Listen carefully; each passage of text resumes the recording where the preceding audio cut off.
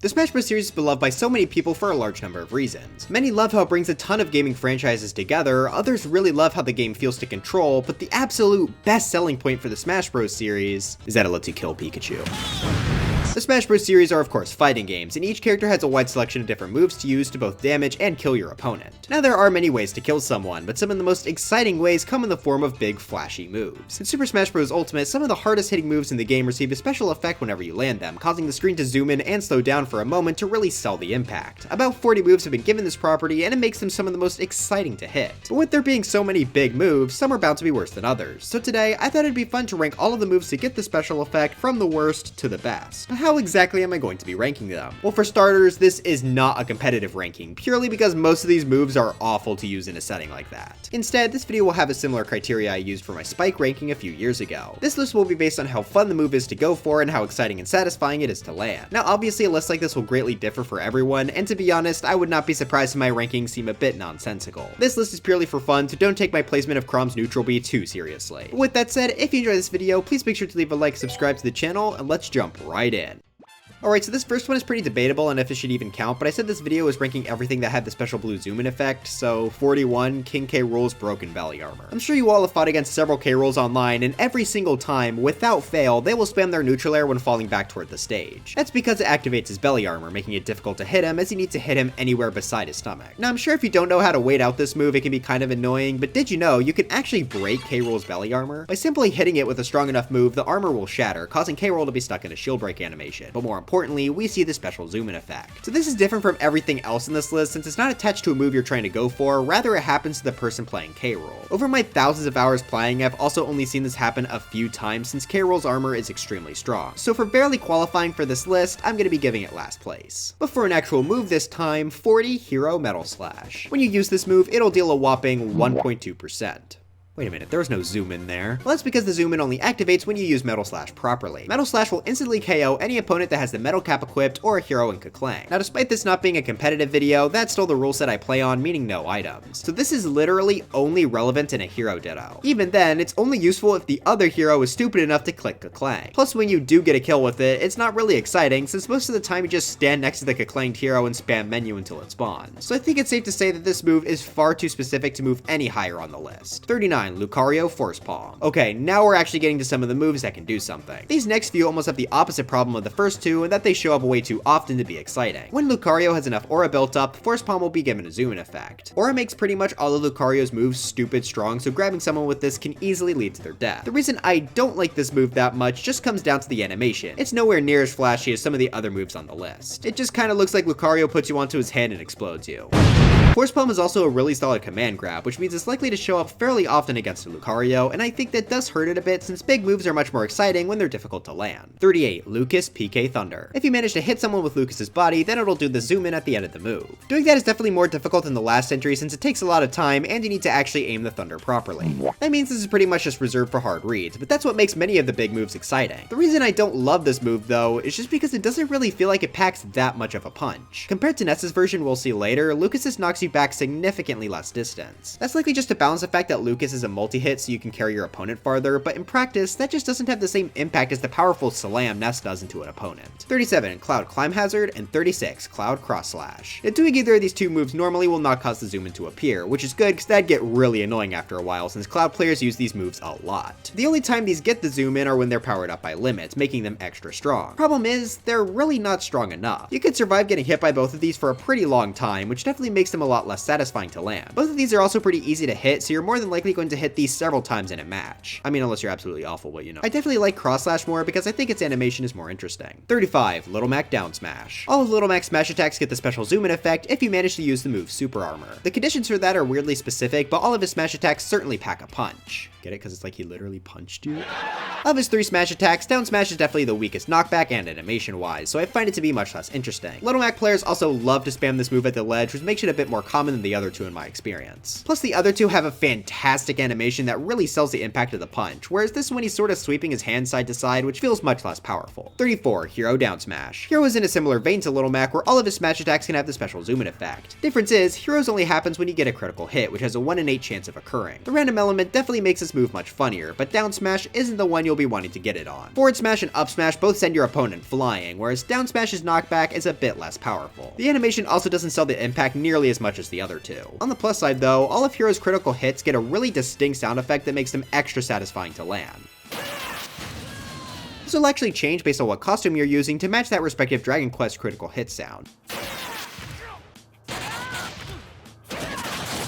I just think that's a really neat detail. 33. Kazuya Rage Drive. The animation on this one is great, as it has Kazuya pick you up and chokeslam you back down into the ground. The zoom in only occurs when Kazuya has rage. If he manages to land a grab in this stage, Rage Drive will be performed. This is also pretty deadly, so whenever players see Kazuya get Rage Drive, they usually try and camp it out, since it'll go away after Kazuya tries and fails to use it enough times. The reason I don't love this move though is just because it shows up very frequently. If you aren't getting killed the millisecond you get grabbed at 0, then Kazuya will very likely take your stock due to this move instead, which definitely removes some of the excitement seeing this move land. Plus the mechanics for losing Rage Drive are just weird enough to make it a bit less fun to go for me. 32. Little Mac up smash, and 31. Little Mac forward smash. I definitely think the animation for these two moves is far more exciting than the animation on down smash. When you use these, you feel the impact and they're pretty strong to fit with that. Compared to some of the other big moves though, they definitely aren't the most deadly on impact, but the animation seriously helps them out. These two do have the actual good move curse, which makes them a bit easier and more common to land, but I still have a lot of fun chucking these out whenever I get Little Mac on random. That's basically the only fun I have when I get Little Mac. 30. Kazuya Glorious Demon God Fist. This is just his forward smash, but he decided to be extra dramatic with that name, like, whoa, calm down, buddy. This is essentially the same as Little Mac's, but it's both stronger and slower. You also have to hit a sweet spot on the very edge of Kazuya's punch, so overall, this is a much more difficult move to land. Far from the most difficult on this list, but it's enough to make it fairly exciting when you do manage to actually land this on someone. 29. Crumb Flare Blade, and 28. Roy Flare Blade. If you manage to land these, they're both one-hit KOs. When using this move, Crumb and Roy will both charge up their sword, and after a few seconds, they can both unleash a massive explosion in front of them. The sound design on this move is fantastic. I love the sound effect that comes in near the end of the charging, and of course unleashing the explosion sounds excellent too.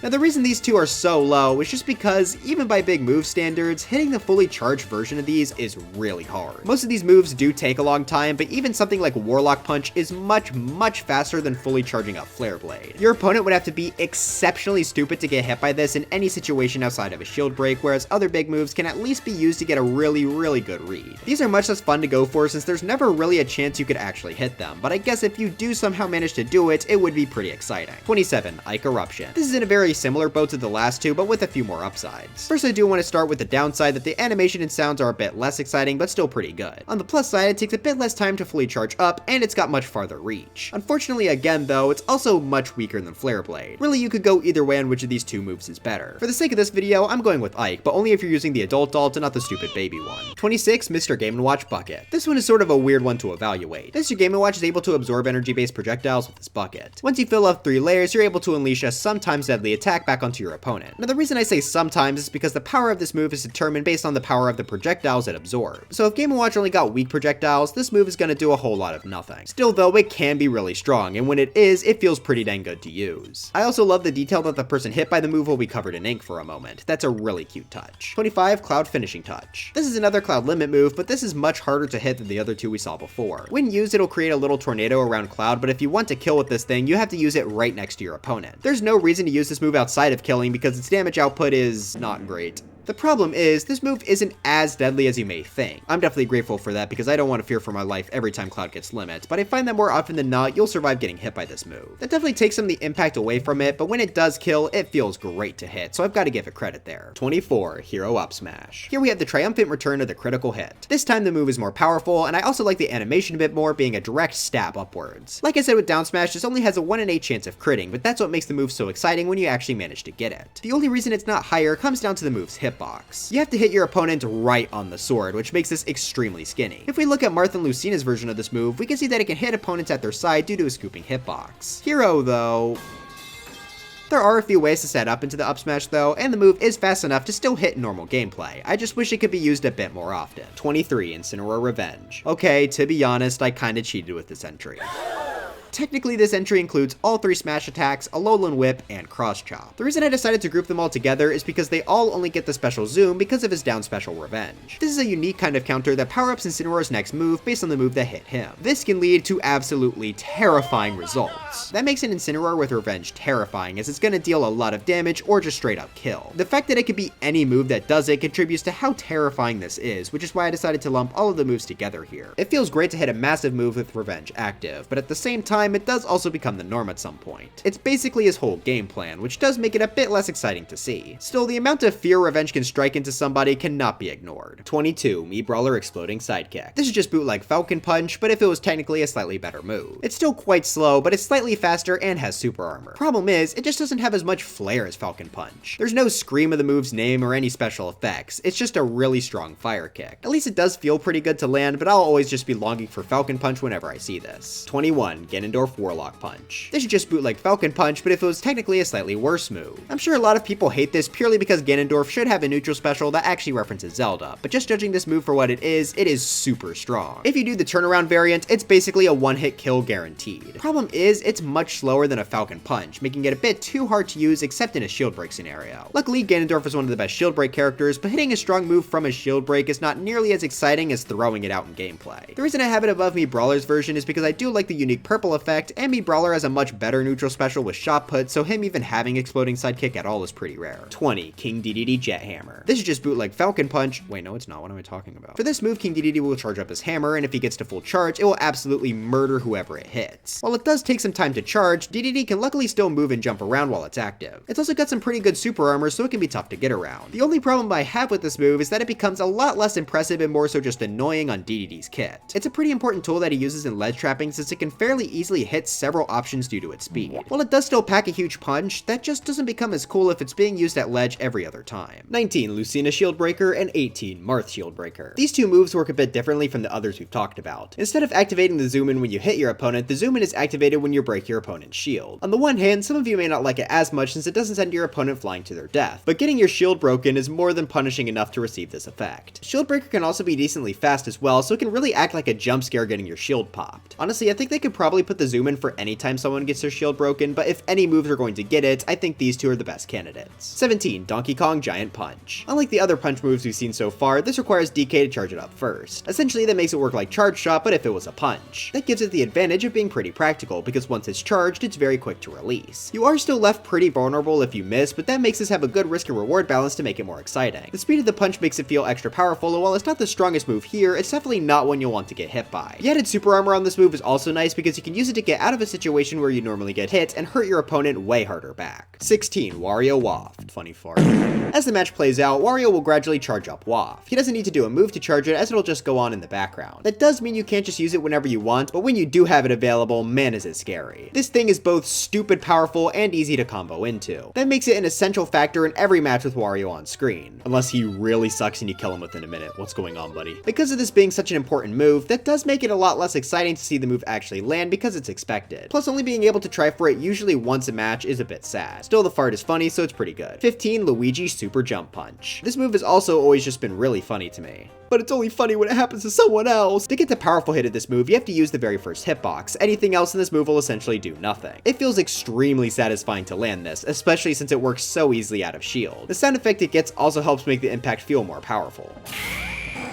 Problem is, this move is way too common. If you're fighting a Luigi, it's almost a guarantee they'll try to go for this. I mean, it ends off his infamous 0 to death combos, which makes the move a lot more annoying. In friendlies though, this move is genuinely really fun to use, so I was conflicted on where to put this, so I'm just gonna go with a little bit above the halfway mark. 14. Steve TNT. Warning, I am a Steve player. Massive bias will be shown in this segment. Viewer discretion is advised. I love when Steve pushes the pressure plate and it While not as powerful as many of the other moves here, it makes up for that in the sheer number of funny setups it has. It's impossible for me to cover them all here, but I'll just go over a few of my favorites. First up is how the move is meant to be used, where you place it and set up a line of redstone dust. I don't usually do this approach, but having the option is nice. My preferred approach is just to stand on top of the TNT. Now, it's probably not smart to stand on top of explosives, but Steve can actually do it safely. Normally, the explosion will be able to hurt Steve himself, but using this technique, he can actually get out of it. Since down smash uses lava, it's able to instantly cause the TNT to to explode, so Steve can use it to cause the explosion, preferably near the ledge. When TNT goes off, it'll jump into the air a bit. This not only lets the explosion reach really high up, but also pushes Steve off of it. So if you spam air dodge after the down smash, you'll be able to explode the TNT and take absolutely no damage yourself. That just looks really funny, and it's a pretty good ledge trapping technique. Speaking of, on the battlefield, you can place a TNT on the platforms and then activate the pressure plate using up tilt, which covers basically every option from ledge. This also only works because for some reason the explosion hitbox is smaller for the person who activated it. There are so many more setups I could talk about, but this segment is already too long, so yeah. This might be a bit high up, but I don't care, Minecraft is awesome.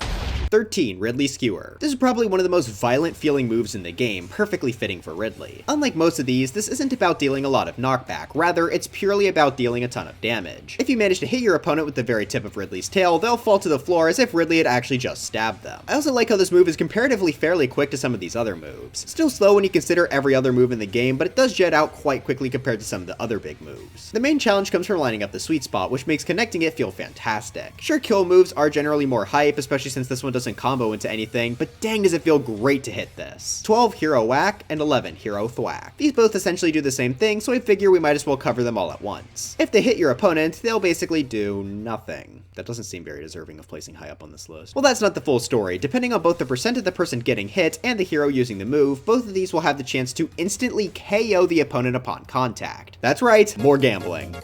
While it is super rare, these can even kill at 0, which makes them really fun to throw out. Of the two, I think I do prefer Thwack just because of how much bigger it is, but Whack being a projectile does make it pretty helpful too. 10 Little Mac KO Punch. This might be one of the most terrifying moves in this entire video. As Little Mac gets hit and deals damage, he'll gradually build up his KO meter, which allows him to do an extremely strong uppercut that will basically kill anyone above 20% or so. This move is really what gives him a fighting chance, since otherwise he's not that great of a character. KO Punch is definitely a really good move though, because it's not only strong but also fast, and it goes through shields. So whenever a Little Mac has this at the ready, it's pretty terrifying running around and avoiding him. Luckily you can get rid of it by just hitting him enough, but getting close to do that in the first place is the scary part. I really like how this move changes the dynamic of the match, even if getting hit by it can be annoyingly frustrating sometimes. 9 Ness PK Thunder. We saw Lucas's rendition way earlier in the list, so what makes Ness any better? Well, I explained that in Lucas's section, you should pay more attention next time. This maintains the difficulty of aiming the shot, but since Ness is just one impact and not a multi-hit, it feels so much harsher. That's also helped by the fact that it is more impactful as it does way more knockback. So yeah, the Lucas one definitely just feels like a cheap imitation of this. 8 Ganondorf Volcano Kick. Okay, I know a lot of people will disagree with this being so high, but I don't care, this move is really funny. Sure, Ganondorf could probably use an actual up tilt, but hitting this is so much cooler. Essentially, Ganondorf will stretch his leg upward like a freak, hold it in place for a second, and then have it slam back down in an explosion. Not only does that do a lot of damage, but it also shatters shields instantly. That means if your opponent is playing a bit too scared, you may be able to spook them into shielding when they really shouldn't. Now yes, the big downside is that it has a ton of startup time. That makes it hard to use this even for a read, but there are some cases you could try, like maybe 2-framing someone's recovery. I also like how this has a win box sucking people in. Not really sure if it's too helpful, but it does help the scare factor. This is certainly far from being a good move, but most of this video are not good moves anyway. 7 Byleth the Mirror. This is basically just better Volcano Kick. Not only is it stronger and faster, but you can even turn around while doing it, and since it's a special move, use it in the air as well. Since Byleth is swinging a giant axe, the hitbox is also much bigger here, so you can catch somebody stupid enough to try and jump over it. The giant axe also makes it feel more powerful as the weight of the swing comes crashing down. This actually can come up in matches sometimes, especially because that turnaround can be good for mixing up. Byleth definitely has a lot of other strong moves you can use, but it's still fun to throw this out every now and again. One cute detail that has nothing to do with its placing is that you can actually use it while falling, and if you hit the ledge, Byleth will actually float because of it, and I just think that's kind of funny. 6 Hero Forward Smash. And here we have our final critical hit, and this is definitely my favorite. It packs easily the hardest punch out of the 3 smash attacks. I also just love the animation, as it really feels like Hero was giving his all into this sword swing. If you're getting a critical hit, this is the smash attack you're most likely wanting it on. Add on the fantastic sounds for the crits I mentioned before, and this move is just a joy to use. But one hero move I actually like just a bit better would be 5 Hero Hatchet Man. My script autocorrected that to Hacker Man. This is a very similar animation, but now the sword has a much cooler looking red effect. You also don't need to rely on a chance for this critting, but instead you have to get it from Hero's menu. That does make it a lot harder to hit since you have to take time to read the menu and hope that you got it once you need it. That makes hitting it so much more satisfying though, and it's also a very effective jump scare since it's an instant shield break unlike forward smash. Since it's in menu, Hero can also technically turn around at the startup, which could definitely lead to some pretty good mix-ups. Whenever I play Hero, I try and go for this several times during a match because it just feels great to land. 4 Kirby Hammer Flip. I'm a former Kirby man, I'm sorry. This is basically worse DDD Jet Hammer, but since Kirby doesn't have any good ledge trap setups, it feels more special when it actually connects. You can still move and jump around with this, but the hammer is much smaller and Kirby doesn't get the luxury of super armor. Luckily, the power is still more than present here, and I honestly think the animation is a bit better here here too, especially with the fire effect and sound. When I played Kirby, I loved getting reads with this thing, especially at the ledge. I usually like to bait out a get up attack, jump over it, and then slam them with the hammer. I'm well aware this placement is super biased, but this list is about things I find cool, so I don't know what you guys expected. 3. Jigglypuff Rest. Continuing with the puffballs, we have one of the most famous Smash moves of all time. Upon first glance, I mean, it just looks like she's sleeping. However, do this while directly on top of someone, and it's a near insta-kill. This is one of my favorite concepts for a move in the entire series, because it's just so ridiculous. It's also pretty interesting gameplay-wise compared to some of the other big moves. It's by far the fastest, coming out basically instantly, but if you miss, you're pretty much dead since Jigglypuff stays still for a really long time. Missing this is pretty easy too, since the hitbox is tiny, but that's what makes landing this thing so much fun. You can combo into it, but it never feels cheap like Wario Waft or something because of how much risk there is in using the move. You can even use it to punish someone for missing one of their moves or making a bad option at the ledge. Playing Jigglypuff in friendlies and just trying to land the most absurd rest is always a great time. I'm sure most people will agree this deserves to place really high up. 2. Mr. Game & Watch Judge. This is another one of the most famous big moves in the series. For Game & Watch's side special, he'll pull out a number and do a little bonk with his hammer. Depending on the number, it'll have a different effect. 8 freezes the opponent, 7 spawns in food, 6 hits the opponent with fire, 5 electrifies the opponent, 4 is a basic slash, 3 does a lot of shield damage, 2 barely does anything, and 1 hurts you.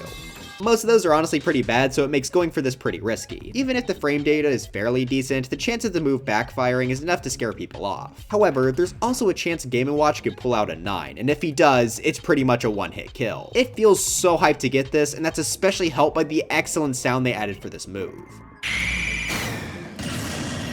It feels powerful, but in a very different way from many of the other strong moves. The fact that you don't know what number you're going to get until the zoom in happens makes this one of the best uses of the effect in the entire game. Even if Game & Watch is, let's face it, extremely lame, I don't see how you couldn't get at least a little excited to see a 9. But number 1 is of course, Falcon Punch. Yeah, cop-out answer, but come on, this is the big Smash move. Everyone loves this move and hitting it always feels great. The animation and posing is phenomenal to really sell the charge up and impact of the punch. Plus the flames being in the shape of a falcon has always been a nice touch. But of course, the best part is Captain Falcon's screaming Falcon Punch. Falcon!